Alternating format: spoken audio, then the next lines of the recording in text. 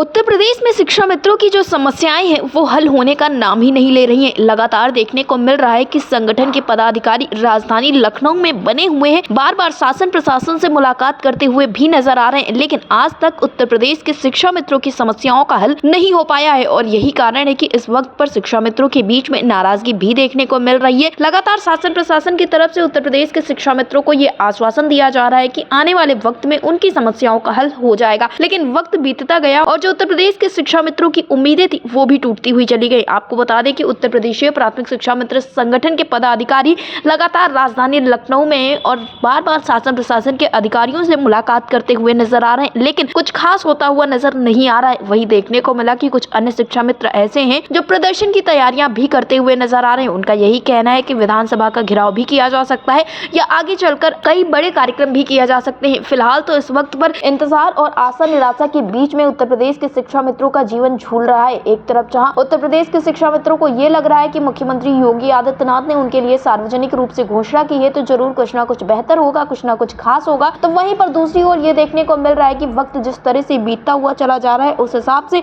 अब शिक्षा मित्रों की जो उम्मीदें हैं वो भी टूटती हुई नजर आ रही हैं। जब से मुख्यमंत्री योगी आदित्यनाथ ने ये घोषणा की थी उसके बाद से ही शिक्षा मित्रों के मानो नया जीवन शुरू किया था, लेकिन वक्त बीतता गया और ऐसे में देखने को मिला कि तमाम शिक्षा मित्र अवसाद में आकर मौत की घाट भी उतर गए, लेकिन फिर भी सरकार की आंखें नम न हुई। फिर भी सरकार ने उत्तर प्रदेश के शिक्षा मित्रों के लिए कुछ बेहतर करने के लिए नहीं सोचा।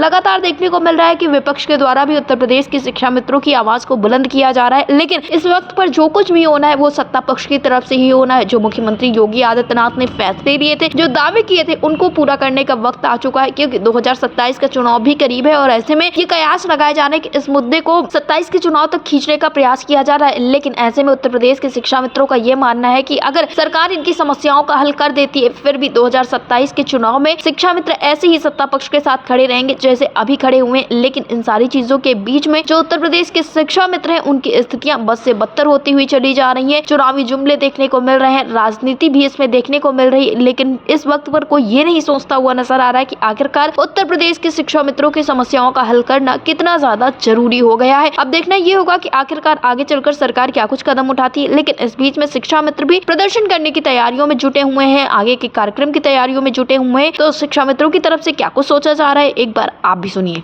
देखिए, सरकार की कथनी और करनी में बड़ा फर्क है। माननीय मुख्यमंत्री जी स्वयं कई बार कह चुके हैं, 2022 का चुनाव था उससे पूर्व उन्होंने सभी संविदा कर्मियों के मानदेय में बढ़ोतरी की थी।